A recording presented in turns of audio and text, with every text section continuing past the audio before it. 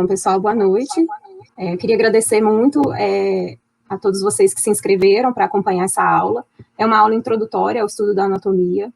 Todo curso de anatomia, ele inicia com essa aula. Então, como a maioria de vocês está começando o curso, né, na faculdade agora, a gente acabou escolhendo esse tema, né, muito essencial, até mesmo para aqueles que já começaram o estudo da anatomia ou já estão mais para frente nos seus cursos. É bom voltar um pouquinho e rever essa aula, né, porque às vezes a gente leva conceitos errados adiante e isso perdura a nossa vida profissional todinha e acaba atrapalhando um pouco, né, na nossa prática clínica. Tá? Primeiramente, né, como que a gente estuda a anatomia? Essa aula, ela mostra para a gente como que a gente, né, realiza esse tipo de estudo, né? Então, primeiramente, a anatomia ela faz parte de uma grande ciência, que é chamada de morfologia, tá? Não é somente humana, pode ser morfologia animal, pode ser até mesmo vegetal, né? E a anatomia, ela estuda a forma, tá? No caso da morfologia humana, ela estuda a forma humana, tá? E ela vai ser responsável pelos aspectos macroscópicos dessa forma, tá? A morfologia, ela ainda tem outras ciências que são subdivididas, né? Como a histologia, e que, nesse caso, estuda os tecidos, as células, né, que vão formar partes maiores, tá? Nós temos a embriologia, que estuda como que o corpo se desenvolve, tá? Enfim, hoje nós vamos ver como que nós estudamos a anatomia. A anatomia, essa palavra, ela é derivada do grego. Ana significa cortar, e tomen significa em partes, cortar em partes, porque muitas vezes, né, a gente estuda anatomia utilizando peças de cadáveres que foram dissecados, né? E essa palavra dissecar, vem de dissecare, ela também tem origem do grego, que remete à anatomia. Então, anatomen formou a anatomia, cortar em partes, tá? Mas será que ao longo dos anos sempre foi algo assim padronizado? A gente sempre estudou anatomia da mesma forma, né? Não.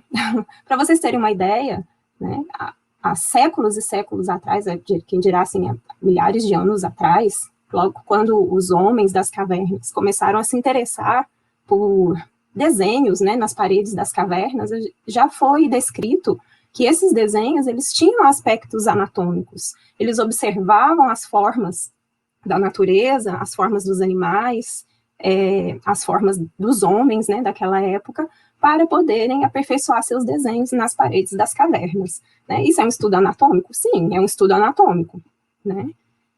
Com o tempo, esses estudos eles foram sendo aperfeiçoados, a forma de escrever e de documentar foram sendo mudadas. Né? Nós temos aqui, ao lado, um desenho de Leonardo da Vinci, lá da época da Renascença. Né? Leonardo da Vinci foi um grande artista, e para aperfeiçoar suas técnicas de pintura e de escultura, ele fazia belíssimos estudos anatômicos, né, e documentava esses estudos anatômicos em seus cadernos. São desenhos muito bem detalhados, belíssimos, e muitas vezes ele dissecava cadáveres para realizar esses estudos e poder aperfeiçoar a sua técnica artística. Né. Com o passar dos anos, o estudo da anatomia ela precisou ser padronizada, porque vocês imaginam que há muitos anos atrás ainda não existiam livros publicados, não existia internet, né? Então, como difundir o estudo anatômico através das gerações e diferentes povos poderem estudar o mesmo tipo de anatomia que todos estão estudando, né? Então, a gente precisou padronizar esse estudo. Então, a anatomia, ela é uma ciência descritiva, aonde os termos anatômicos, eles são padronizados. E essa padronização, ela depende de certos critérios, que é o que a gente vai discutir hoje, tá? Então, por exemplo, será que quando o primeiro anatomista descreveu o coração, será que o coração, ele tinha essa mesma nomenclatura em todos os povos, né? Com a mesma linguagem? As partes do coração, será que elas foram descritas da mesma forma? Então, precisou desenvolver uma padronização para que esse estudo pudesse ser possível, tá? Então, uma das primeiras coisas que começaram a surgir foram os termos anatômicos. Esses termos anatômicos, eles foram padronizados, né, e o compilado desses termos nós denominamos de terminologia anatômica. Então, dessa forma, o rim vai ser estudado como rim em qualquer parte do mundo, né? Apenas com diferentes línguas, né? Assim, só vai mudar mesmo a língua utilizada pela nação ali. Com o passar dos anos, esse estudo ele começou a ser ainda mais modificado com a intenção de facilitar o estudo, né? Então, assim, no início, a padronização dos termos, a gente era muito utilizado, assim, fulano de tal descobriu uma parte, ou descreveu uma parte de um órgão, aí como homenagem a si próprio, né, que fez essa descoberta ou essa descrição, ele dava o seu sobrenome como nome daquela estrutura. A gente denomina isso de epônimo. Todo mundo aqui já deve ter ouvido falar de tendão de Aquiles, né? Tendão de Aquiles, ele recebeu essa nomenclatura em homenagem a Aquiles, eu ia falar deus grego, né, mas um personagem da mitologia grega, e que levou uma flechada no tendão do calcâneo, que é o tendão da parte posterior da perna, tá? Chegando próximo do pé. Hoje em dia, ele não é mais denominado de tendão de Aquiles, porque Aquiles é um epônimo, e os epônimos estão deixando de ser utilizados, por quê? Porque a anatomia, ela tem a intenção de descrever as estruturas estudadas, e não ficar decorando o nome, tá? Eu sei que muita gente ainda acha que anatomia é decoreba, mas ao longo das nossas aulas, dos nossos cursos, eu vou sempre tentar mostrar para vocês que não é isso o que acontece no estudo da anatomia, tá? Por isso os epônimos estão caindo por terra. Por exemplo, aqui a gente tem o útero, tá? Que é uma vista frontal do útero, depois a gente vai entender o que vem a ser essa vista frontal, e essa estrutura é a tuba uterina. Estão vendo aqui, ó? Essa é a nomenclatura dessa estrutura. Mas nem sempre foi essa nomenclatura. Antigamente, quem descreveu a tuba uterina tinha o sobrenome de Falópio. Então, eu imagino que muitos de vocês já devem ter ouvido falar de trompa de Falópio. Falópio é um epônimo. A gente não usa mais. Por quê? Se eu chegar para você e falar assim, do nada, fulaninho, me fala onde fica a trompa de Falópio. Você nunca ouviu falar em trompa de Falópio. É a primeira vez que você está ouvindo esse termo. Você vai fazer o quê, né? Agora, se eu chegar para você e perguntar, fulaninho, aonde fica a tuba uterina? Acho que não precisa nem pensar muito, mas o termo uterino vai te remeter a útero, né? E tuba? Por que será que é tuba? Provavelmente porque é uma estrutura tubular em forma de tuba. Tuba é um instrumento musical mesmo, tá? Então, aqui eu estou descrevendo a estrutura. Então, trompa de Falópio caiu por terra, tá? E agora eu tenho dois termos que descrevem o formato de uma estrutura, a localização dessa estrutura. Então, pronto, tuba uterina é um termo muito melhor para ser utilizado como nomenclatura anatômica em comparação à trompa de Falópio. Tá? Querem um outro exemplo? Antigamente, nós tínhamos o esfíncter de Oddi. Oddi, O-D-D-I. Oddi foi um anatomista clínico que descreveu essa estrutura. Esfíncter é algo que constricta uma luz, um orifício.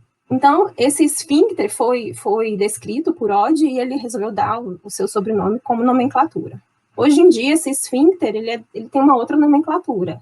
É o esfíncter da ampola hepatopancreática. Parece um xingamento, né? É muito grande esse nome. Mas quando a gente analisa a nomenclatura, fica muito mais claro, tá?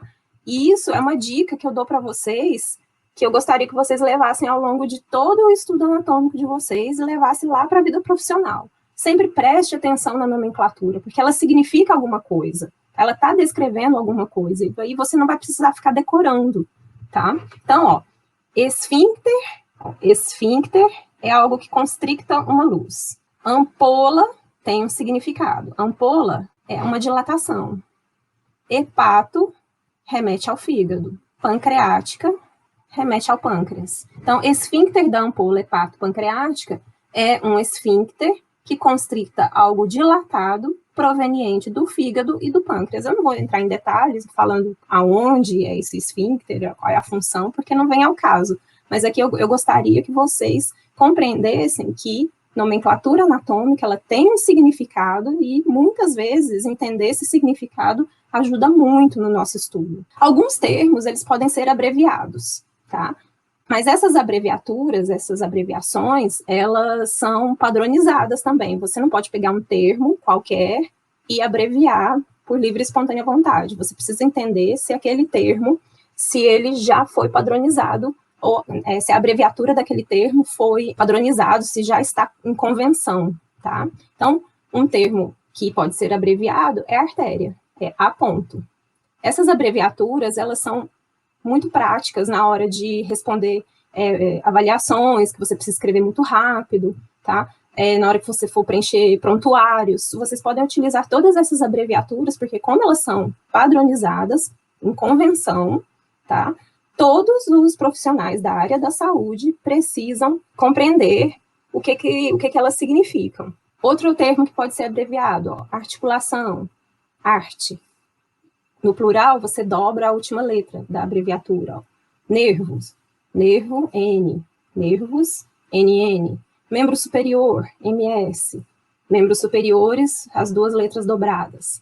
Tá? Olha só, aqui é o nome de um músculo flexor radial do carpo. Ele tem uma abreviatura, um nome bem grande, né, mas ele pode ser abreviado para FRC. Se você escrever FRC em um prontuário, a outra pessoa que for pegar aquele prontuário para realizar uma leitura, ele precisa saber que é o músculo flexor radial do carpo. Mas a padronização do estudo da anatomia, ela não surgiu do nada. Tá? Ela precisa de um referencial para acontecer. E esse referencial é a posição anatômica. Tá? A posição anatômica é uma posição padronizada, adotada por qualquer corpo que for utilizado para o estudo anatômico. Pode ser uma peça cadavérica, pode ser um modelo sintético, pode ser até mesmo nós. Tá? Se a gente for utilizar o nosso corpo para estudar alguma coisa de anatomia, a gente sempre vai partir da posição anatômica para realizar esse estudo. Então, qualquer estudo anatômico, ele vai partir primeiro da posição anatômica. Se você for estudar o dedinho do pé, você tem que pensar que o estudo ele tem que partir dessa posição anatômica. Então, vamos ver o que vem a ser essa posição anatômica. Nessa imagem, tá? Então, essa é a Leila, que ela foi desenhada para explicar para vocês a posição anatômica. Primeiro, na posição anatômica, nessa posição, a pessoa ela sempre vai estar na posição ortostática, que é essa posição em pé, a cabeça voltada para frente, olhos voltados ao horizonte. Depois, membros superiores nas laterais do corpo, com as palmas das mãos voltadas para frente. As pernas, né, os membros inferiores, devem estar em paralelo com os pés voltados à frente. Essa é a posição anatômica. Qualquer estudo anatômico vai partir dessa posição. Por que isso é tão importante? Partindo sempre de uma posição padronizada, o membro inferior direito vai ser sempre o direito, o membro esquerdo vai ser sempre o esquerdo, o polegar direito vai ser sempre o direito, tá? Algo que está à frente vai ser sempre algo que está à frente. Eu sei que agora ainda não, talvez não esteja fazendo muito sentido na cabeça de vocês, mas já já isso vai ficar um pouco mais claro. Se não ficar claro, gente, coloquem as dúvidas nos comentários, tá? Então, olha só. Aqui eu tenho os ossos da cabeça, tá? Nessa posição, vocês olhando dessa forma, ele está na posição anatômica? Pensando lá naquela descrição que eu passei para vocês. Está na posição anatômica? Está, né? Então, dessa forma, olha só. Os olhos são sempre estruturas anteriores. E a nuca, essa região, ela vai ser sempre uma região posterior, tá? Em qualquer lugar que eu for estudar anatomia, tá certo? Se eu falasse para vocês, olha só, que essa é a posição anatômica, tá vendo que agora tá ao contrário, vocês estão vendo a parte posterior da cabeça aqui. Se eu falasse para vocês que essa é a posição anatômica, vocês concordam que agora os olhos são posteriores? Tá vendo como mudou? E aí eu posso descrever os olhos todos nessa posição errada, mandar um prontuário lá para não sei aonde, como estruturas posteriores, e o pessoal lá, que vai estudar a anatomia com a posição anatômica correta, com os olhos anteriores, eles vão ler aquele prontuário e vai ver que está tudo errado, vai estudar tudo errado. Tá? Por quê? Porque os olhos foram descritos na posição errada, não a anatômica, tá? É diferente se vocês tivessem descrito os olhos na posição anatômica correta. Aqui a gente tem uma pelve masculina. Vocês estão vendo ela de lado. Essa posição é a posição anatômica? Eu posso começar um estudo anatômico assim? Vou virar assim. Aqui eu tenho um corte para poder ver as estruturas internas da pelve. Essa é a posição anatômica? Não é a posição anatômica. Isso quer dizer que eu não posso estudar as estruturas dessa forma? Né? Eu posso estudar as estruturas dessa forma. Mas o que eu vou fazer para estudar? Eu vou estudar essas estruturas imaginando que elas estão na posição anatômica. Qual que é a posição anatômica da pelve masculina aqui? É essa. Aqui eu estou vendo o tronco voltado para frente, que é a posição anatômica do tronco, tá? Agora, para eu poder estudar essas estruturas neste corte que foi feito, tem que ser nessa posição. Então, agora, o que é anterior está aqui, o que é posterior está aqui. Então, eu consigo imaginar essa posição anatômica, apesar dela não estar na posição anatômica. Tá? A mesma coisa, se vocês chegarem num laboratório onde é utilizado peça cadavérica, você pode chegar lá e o cadáver imenso está deitado numa maca. Você não vai conseguir estudar aquele cadáver? Você vai ter que colocar ele em pé para estudar? Não. Você vai conseguir estudar imaginando que ele está na posição anatômica. Então, a primeira coisa que foi feita para iniciar a padronização do estudo da anatomia foi descrever a posição anatômica, e a partir daí os estudos são feitos por meio dessa posição anatômica. Então, pegou uma peça anatômica, está olhando um cadáver, está estudando uma imagem de livro, a primeira coisa que vocês precisam fazer é imaginar aquela peça na posição anatômica, se ela não estiver na posição anatômica. A segunda parte da padronização do estudo da anatomia foi descrever planos anatômicos. O que vem a ser esses planos anatômicos? São superfícies planas que a gente imagina que ela está atravessando os corpos, tá? Cortando mesmo os corpos. Esses planos anatômicos, eles vão dividir os corpos ou as partes do corpo em várias partes menores para a gente poder estudar, tá? Então, os planos anatômicos, eles são responsáveis por direcionar os cortes anatômicos, os exames de imagens. Então, é muito importante a gente compreender a descrição dos planos anatômicos, e a partir desses planos anatômicos, a gente vai compreender melhor o significado dos termos anatômicos, tá? Então, o primeiro plano anatômico que eu gostaria que vocês compreendessem é o plano mediano, ou sagital mediano. O plano mediano é esse plano aqui, ó, que está sendo descrito por essa parte maior aqui, que está dividindo o corpo da Leila em duas metades iguais. Vocês estão vendo que está passando exatamente na metade da Leila? Então, o plano mediano, ele é responsável por dividir os corpos ou as partes do corpo em metades iguais. Se são metades iguais, é uma parte igual do lado direito e outra do lado esquerdo. Então, esse é o plano mediano, ou sagital mediano. Aqui, nos ossos da cabeça, olha só, nessa parte mais superior, na calota craniana, a gente tem o encontro desses dois ossos, que são os ossos parietais. Aqui é uma sutura, é uma articulação fibrosa formada pela união desses dois ossos. Essa sutura é a sutura sagital, e ela passa exatamente, né, geralmente, em quase todas as pessoas, na metade da cabeça. Então, essa é a sutura sagital, tá? Tem também, esse termo, ele é derivado de um termo em latim, que é sagita, que significa seta. Aqui, ó, quando nós somos bebês, tem forma mais ou menos o desenho de uma seta, porque essa parte posterior, ela é um pouco mais aberta, e essa parte, aliás, posterior aqui, né, e essa parte anterior aqui seria a pontinha da seta, que é sagita. Então, o plano sagital mediano, ele passa exatamente aqui no meio da seta. Então, ele recebeu esse termo, sagital, por conta da sagita, e a sutura sagital também por conta disso. Então, o plano sagital mediano, ele divide o corpo em duas partes iguais, uma direita e uma esquerda. E aí, nós já temos dois termos anatômicos derivados, né, desse plano referência, que são os termos direito e esquerdo, tá? Existe apenas um plano sagital mediano, porque a gente só consegue dividir o corpo ao meio uma única vez. Entretanto, eu tenho planos paralelos ao plano sagital mediano.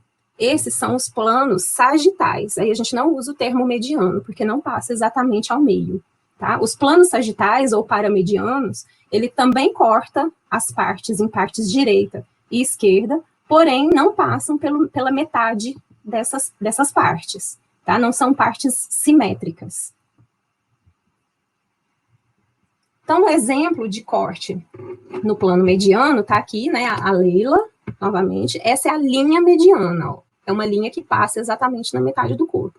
Se a gente utilizar essa linha como referência, a gente está fazendo um corte no plano sagital mediano. Aqui a gente tem a pelve feminina e o plano mediano foi utilizado para fazer esse corte. Essa estrutura aqui, ó, é uma estrutura que me mostra que esse corte passou exatamente na metade do corpo, é a sínfise púbica, tá? A sínfise púbica é essa articulação que a gente encontra aqui, ó, na região anterior, entre os ossos do quadril. Como ela é uma estrutura mediana, se a gente fizer um corte sagital mediano, ou só mediano, a gente vai passar por ela, tá? Então, olha só, esse corte dessa pelve masculina aqui, olha só, ele passou exatamente na metade da pelve masculina. Então, que tipo de corte é esse? Mediano, ou sagital mediano, tá? Se o corte tivesse passado aqui, ó, nesse sentido, concordam que eu não estou passando pela metade certinha da pelve? Eu estou cortando um pouco mais para a direita. Então, eu vou ter uma parte um pouco menor direita e uma parte maior esquerda, tá? Então, esse corte aqui, ele é um corte paramediano, ele passou ao lado do plano mediano, não ficou exatamente em cima, tá? Então, ele é um corte sagital, ou paramediano. Você não vai utilizar o termo sagital mediano para descrever esse corte, tá certo?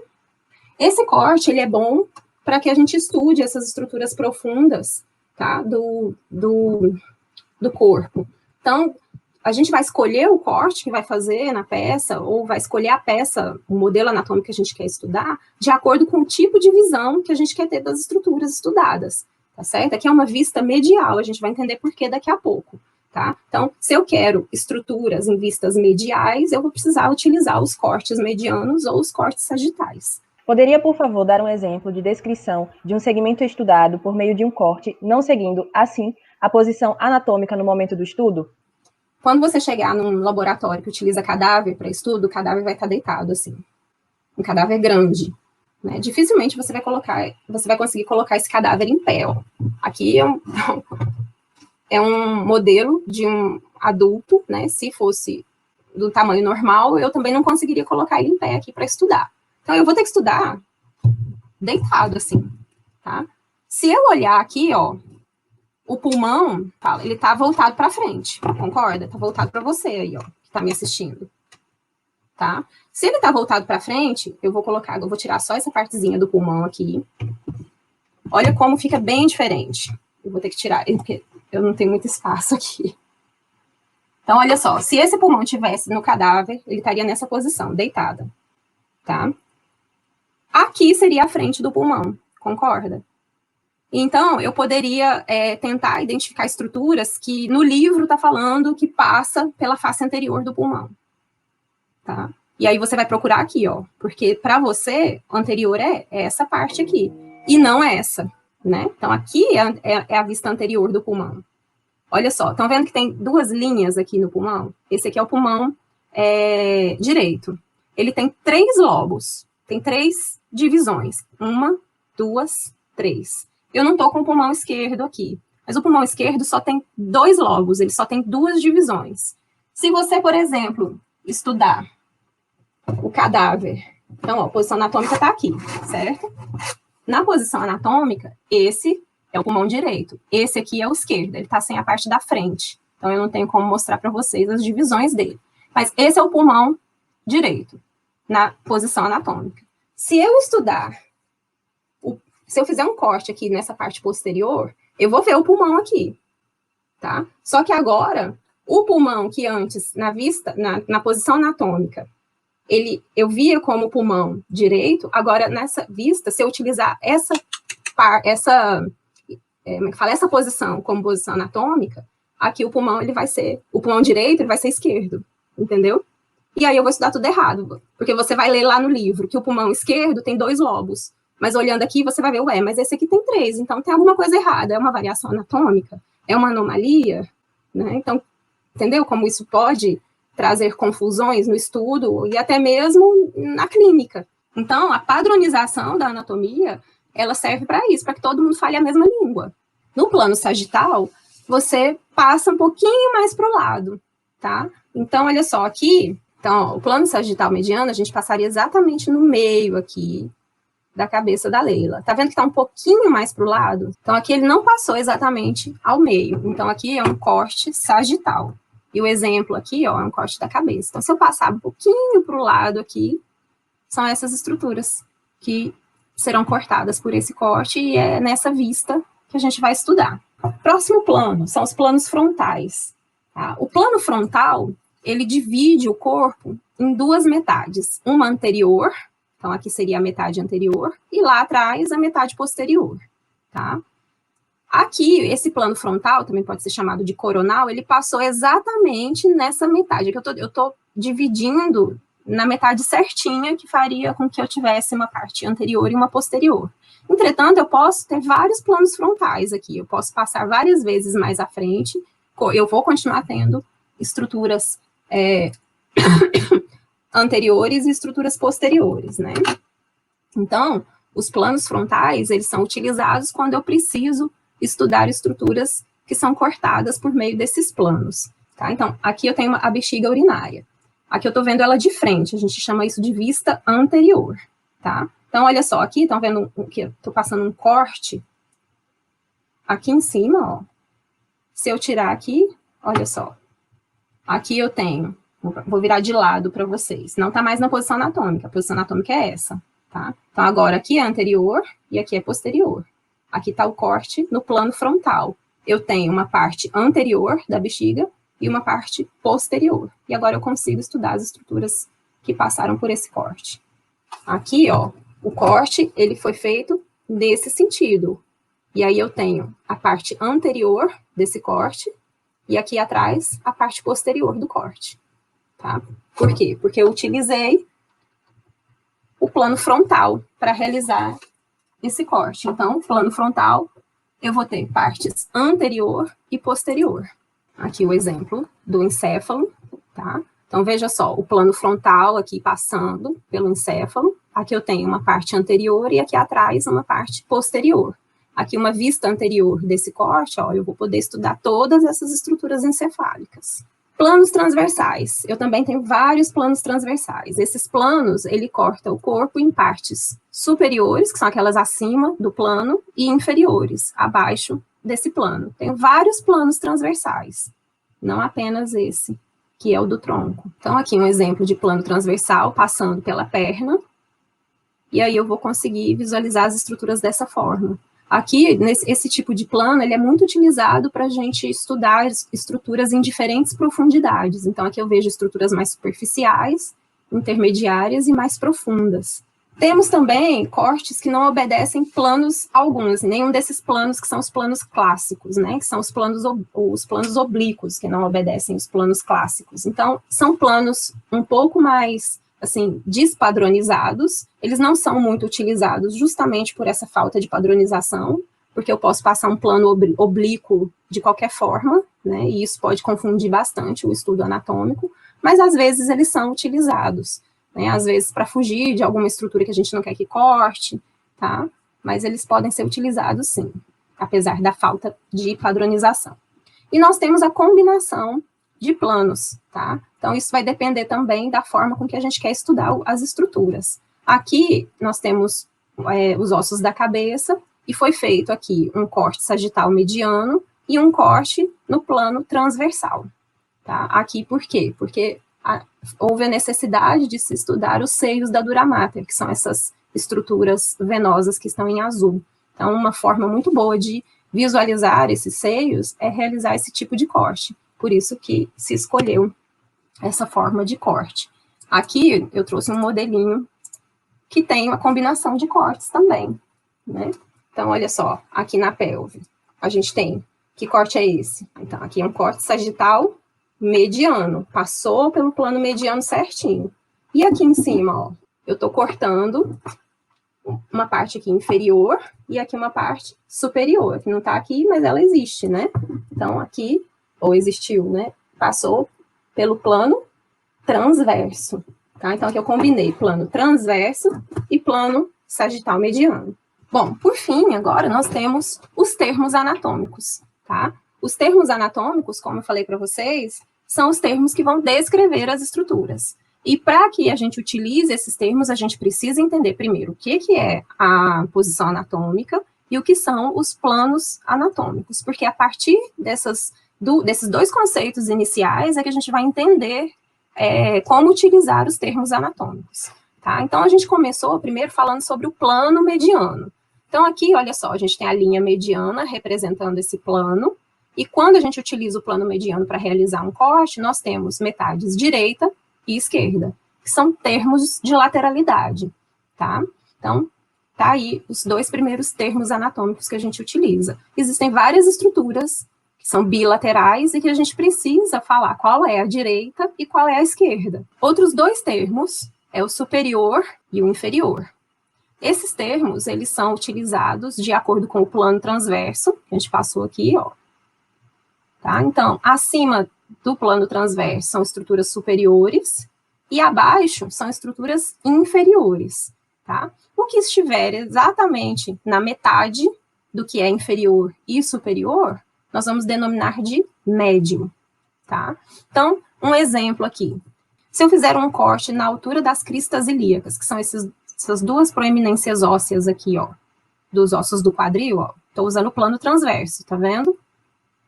O umbigo, ele é superior em relação ao pênis, tá? Se eu tiver uma estrutura a ser identificada exatamente na metade da distância entre essas duas estruturas, ela vai ser uma estrutura média, tá? Tá vendo que eu sempre tenho pelo menos duas estruturas comparando, ou que estão sendo relacionadas entre si? É por isso que são termos de relação e comparação, tá? Eu não consigo dizer que uma estrutura ela é superior se eu não estiver relacionando ela a outra estrutura que é inferior, tá? Agora, uma outra coisa importante é que esses termos dependem de um referencial. Então, por exemplo, o umbigo aqui, ó, ele é superior em relação ao pênis, mas ele é inferior em relação à boca. Aquela estrutura, ela nem sempre vai ser superior, ok? Esses termos, superior, inferior, médio, a gente utiliza mais para estruturas que estão no eixo do corpo, no eixo corporal aqui, cabeça, pescoço, tronco. Para os membros, a gente não utiliza superior e inferior. A gente utiliza esses outros dois termos aqui, ó, proximal e distal, tá?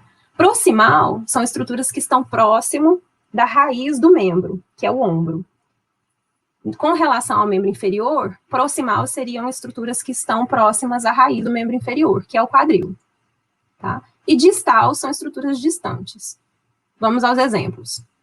O cotovelo, ele é proximal em relação ao punho, entenderam? Ele está mais perto do ombro do que o punho.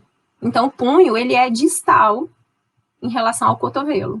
A axila, ela é proximal em relação ao cotovelo. E agora o cotovelo é distal. Tá vendo como muda? Os termos, eles não são fixos.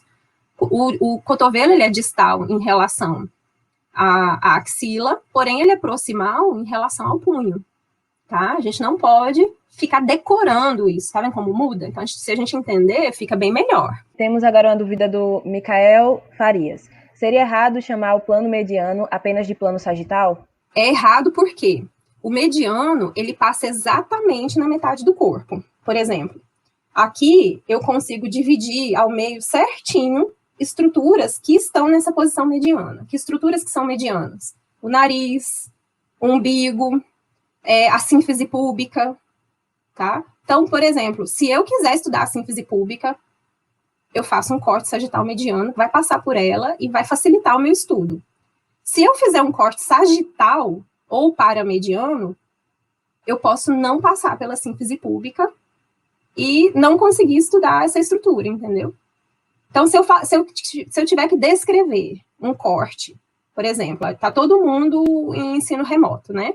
Eu preciso direcionar o estudo do meu aluno para que ele consiga ter um melhor aproveitamento no estudo. Então, eu vou chegar para ele e vou falar, olha, você vai estudar sínfise pública. E, para isso, você vai pegar no livro um corte mediano da pelve para poder estudar. Então, o que você vai ter que procurar no teu livro? Um corte mediano da pelve é esse aqui. Aqui, o corte mediano passa exatamente pela sínfise púbica e facilita o meu estudo.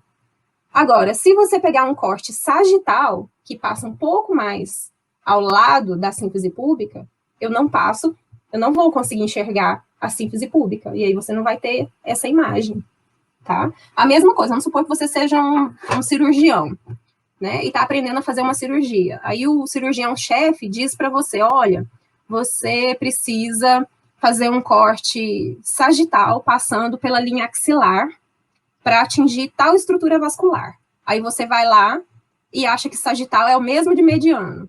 E aí você faz um corte mediano. Você não vai chegar na estrutura que está na linha axilar nunca, tá? Porque ela só ela está no plano sagital e não no mediano. Existe um plano transversal padrão que definiria um médio padrão, ou eu estaria sempre comparando regiões? Qual seria a melhor forma de descrever um plano transversal, por exemplo, sem o auxílio de imagens? Tá, então, os planos transversais, eles cortam as partes uma parte do corpo em porções superior e inferior, tá? Isso é regra. Agora, existem os planos transversais de cada parte do corpo. Então, existe o plano transversal médio do tronco, existe o plano transversal da coxa, que é aquele plano transversal que passa exatamente na metade de uma região. Então, aqui, ó, é um plano transverso, um plano transversal. Tá? Esse é o plano transversal da pelve, porque está passando exatamente na metade da pelve. Tá? Ele utiliza como referência as espinhas ilíacas anterosuperiores, que acho que muitos de vocês ainda não conhecem. Tá? Mas aqui, ó, a gente tem o tronco, né? A gente teria um outro plano transversal passando por aqui, ó, que utiliza o plano transpilórico. O mais comum é utilizar mesmo vários planos transversais, várias alturas de planos transversais que aí cortam as regiões do corpo em várias partes, mas sempre uma parte superior e uma parte inferior. Deu para entender que quando é que eu uso superior e inferior e proximal e distal? Proximal e distal é só para os membros, tá? Então, por exemplo, eu não posso falar que o joelho é superior em relação ao tornozelo, tá? Ele é proximal em relação ao tornozelo. E o tornozelo é distal, ele não é inferior. Próximos termos de relação e comparação. Anterior e posterior, ó. A gente utiliza o plano frontal para denominar para poder conceituar esses termos, né? Então, tudo que fica à frente do plano frontal é anterior. Tudo que fica atrás do plano frontal, ou coronal, é posterior. E agora nós temos lateral e medial. Esses dois termos, eles são utilizados para comparar estruturas que se apresentam lado a lado, em relação ao plano mediano. Então, estruturas que estão mais próximas do plano mediano são estruturas mediais. Estruturas que estão mais afastadas do plano mediano são estruturas laterais. Por exemplo, no antebraço, nós temos dois ossos. Um osso mais próximo do plano mediano, que é a una, e um osso, o ups, mais afastado do plano mediano, que é o rádio. Estão vendo que são ossos lado a lado? Então, se eles estão lado a lado, eu vou fazer essa comparação com o plano mediano e eu vou utilizar os termos lateral e medial para relacionar esses dois ossos. A una, que está mais próxima do plano mediano, ela vai ser o quê? Medial. O rádio, que está mais afastado do plano mediano, vai ser o quê? Lateral. Esse daqui o pessoal confunde bastante. Muitas pessoas, ao invés de falar que uma estrutura é medial, fala que é uma estrutura mediana. É errado falar que uma estrutura é mediana? Se ela estiver exatamente no plano mediano, não está errado. Por exemplo, o umbigo, ele é uma estrutura mediana. Por quê? Porque ele está exatamente no plano mediano. O nariz é uma estrutura mediana. Então, o nariz é uma estrutura mediana, tá? O que seria, então, uma estrutura medial aqui? Ó, vamos comparar o olho e a orelha. Estão vendo que são estruturas lado a lado, né? O olho está mais próximo do plano mediano, porém ele não está na linha mediana, não está no plano mediano. Então, ele não é uma estrutura mediana. Ele é uma estrutura medial. A orelha está mais afastada em relação ao olho. Então, ela é uma estrutura o quê? Lateral.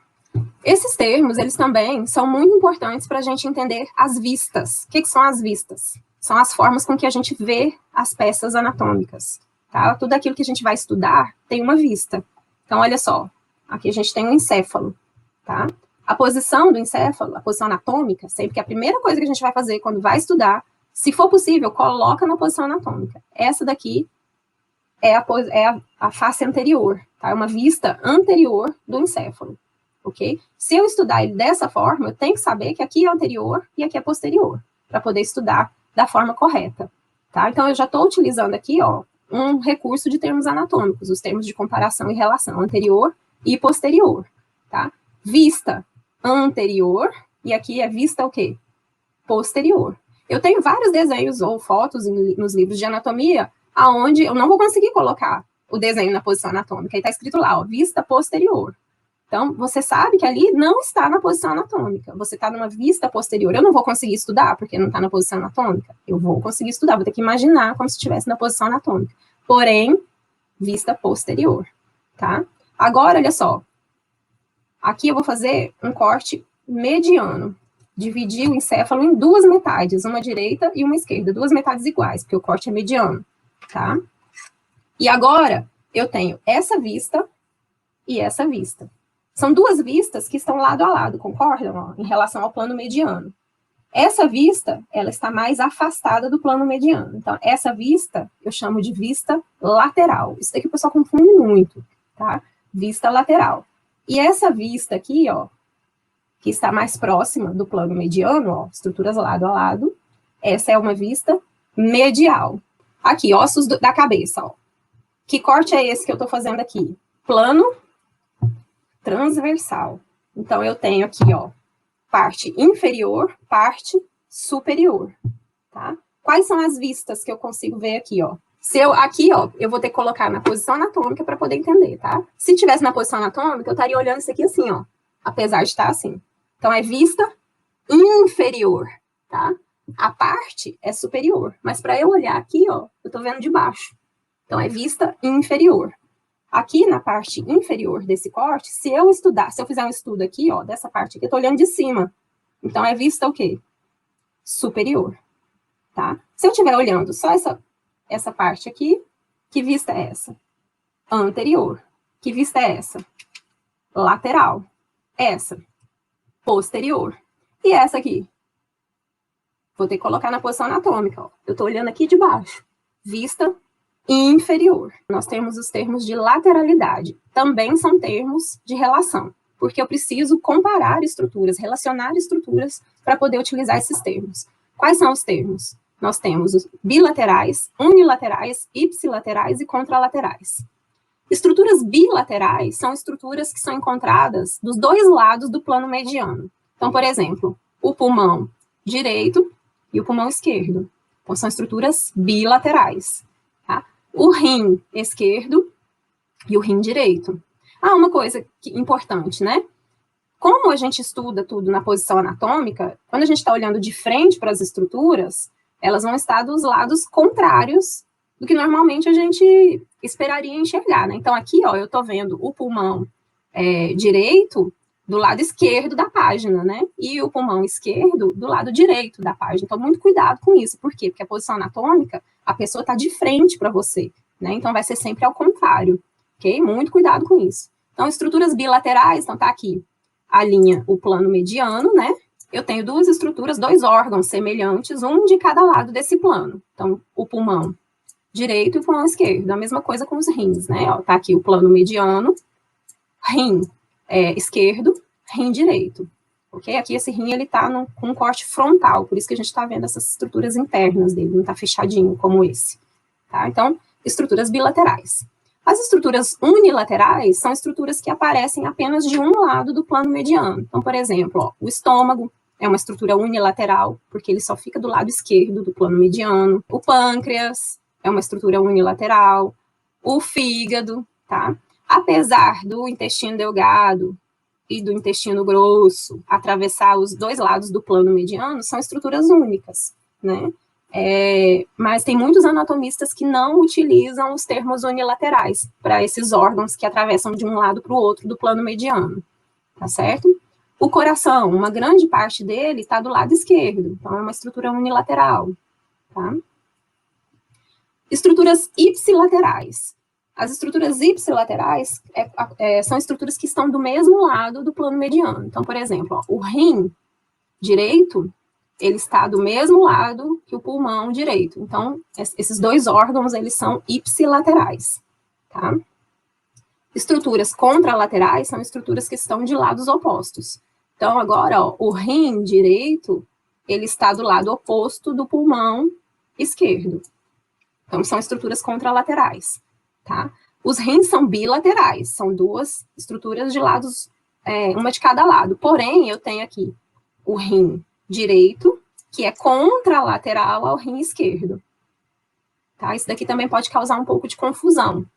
Então, além de bilaterais, geralmente estruturas bilaterais, elas são contralaterais também, né? Porque eu tenho uma de cada lado, tá? Um exemplo de quando utilizar esses termos, né? Você está lendo um prontuário onde um paciente foi submetido à remoção do rim direito. O rim contralateral foi mantido.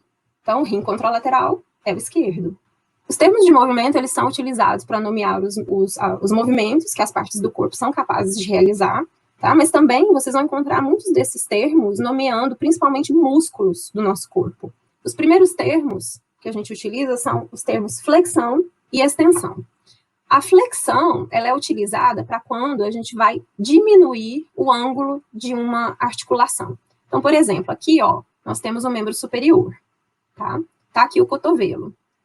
Quando eu reduzo a angulação do cotovelo, nós vamos denominar de flexão. Reduzir a angulação dessa articulação é isso daqui, ó.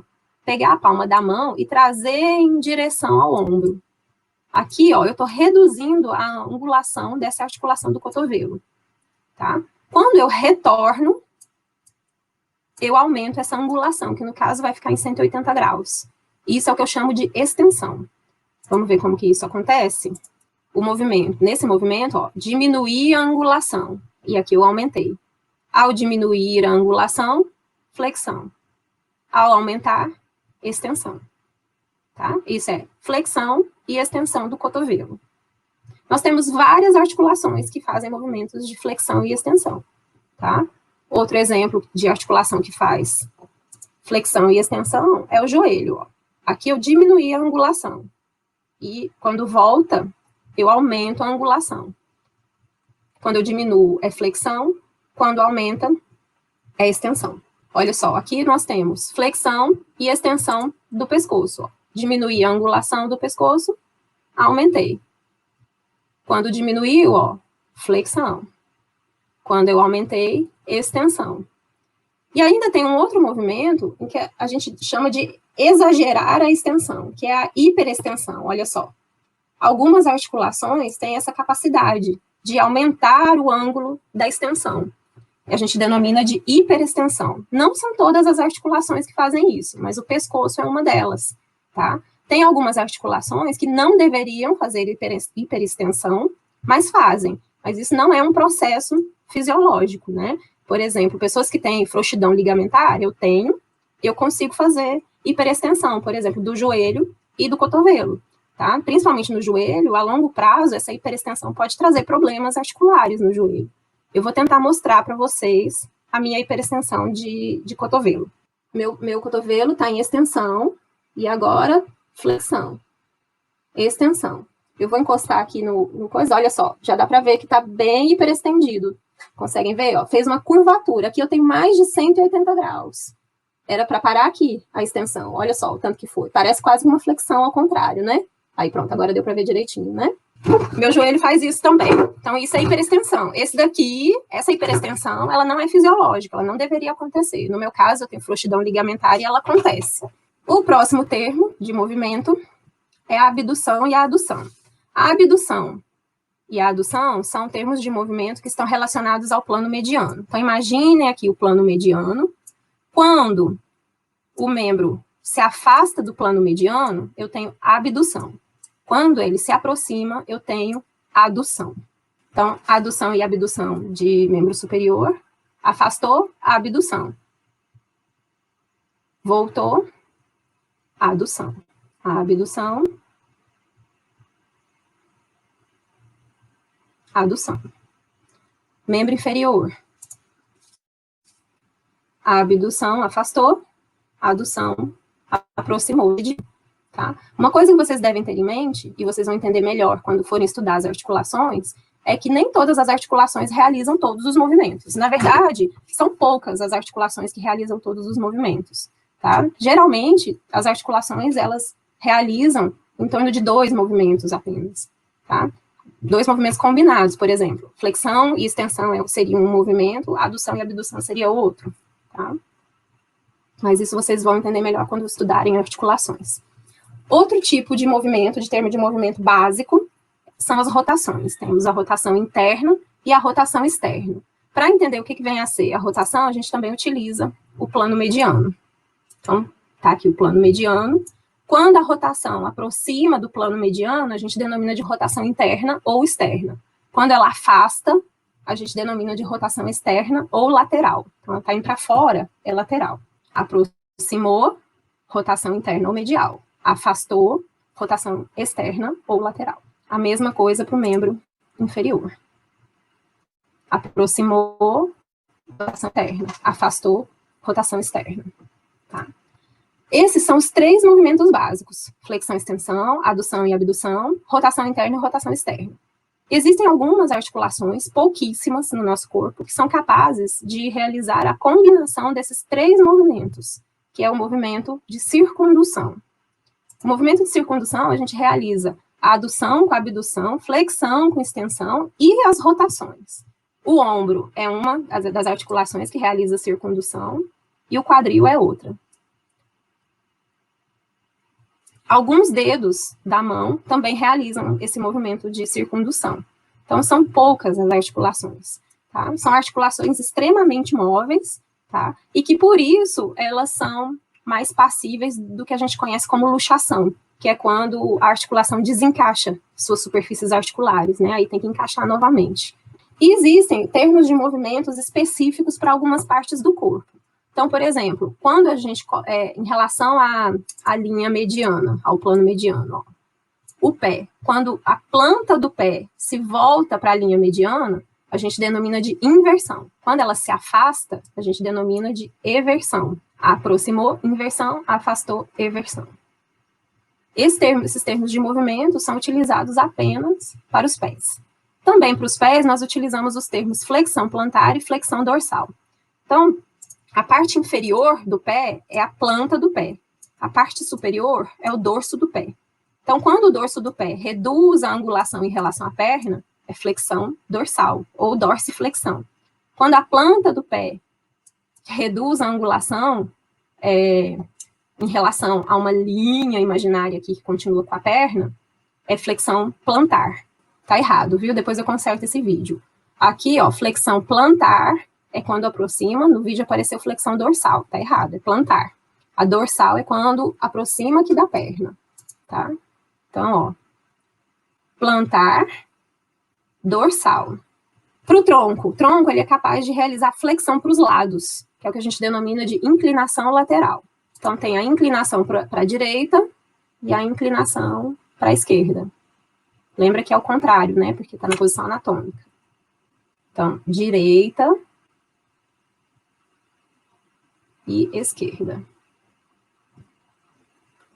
O antebraço ele realiza movimentos específicos de rotação. Então, nós vimos lá na rotação interna e externa que com o membro superior estendido, o movimento de rotação é aquele que a gente viu, né? Agora, se a gente for analisar somente o antebraço e a palma da mão, existem 2 movimentos específicos, pronação e supinação. A pronação e a supinação é o seguinte, quando a palma da mão está voltada para cima, lembra de súplica? É a supinação. Quando a palma da mão volta para baixo, é a pronação. Então, pronação, supinação. Pronação, supinação. Para o ombro, outros 2 movimentos específicos para essa região do ombro. Elevação e depressão. Elevação, o ombro se volta para cima, depressão para baixo. elevação, depressão. Protração e retração são movimentos específicos do ombro, onde a gente vai prestar atenção nas escápulas, que são esses ossos planos que estão localizados aqui nessa parte posterior do tórax. Então, ó, quando a gente afasta uma escápula da outra, a gente denomina de protração. Ó, aqui elas se afastaram. Quando elas se aproximam, é a retração. Conseguem ver que aqui está aproximando uma escápula da outra? Então, ó, aqui eu tenho que as escápulas se afastam uma da outra. Isso faz com que o ombro seja jogado para frente. Isso é protração. Na retração, olha só, as escápulas, elas se aproximam, tá vendo? Faz até uma linha aqui, bem na linha mediana, e aí os ombros são jogados para trás. Isso é retração. E o polegar, ele tem movimentos bem diferentes do restante do corpo. A flexão e a extensão é diferente, a adução e a abdução, mas eu trouxe para vocês aqui a oposição e a reposição. Eu acredito que vocês já devem ter ouvido falar que os polegares, né, a presença do polegar na evolução, né, na escala de evolução dos seres vivos, a presença do polegar na mão do ser humano permitiu que a gente fizesse muita coisa, desenvolvesse muitas habilidades manuais, né? Vocês já devem ter ouvido falar que o polegar, ele é o dedo opositor. Por quê? Porque ele faz esse movimento de oposição. O movimento de oposição é esse movimento de pinça. Ele permite que o polegar faça o movimento de pinça com os demais dedos. Tá? Então, quando o polegar vai em direção aos demais dedos, a gente denomina de oposição. Retornando para o repouso, a gente denomina de reposição. Ok? Então, esses são os termos de movimento. Juntamente com os termos de relação e comparação, que inclui os termos de lateralidade, né, nós podemos estudar qualquer estrutura anatômica, sempre partindo dos nossos referenciais, que é a posição anatômica e os planos anatômicos, tá? Então, era isso que eu tinha para passar para vocês. Eu espero que tenha sido bastante claras as explicações, e se vocês tiverem dúvida, pode perguntar.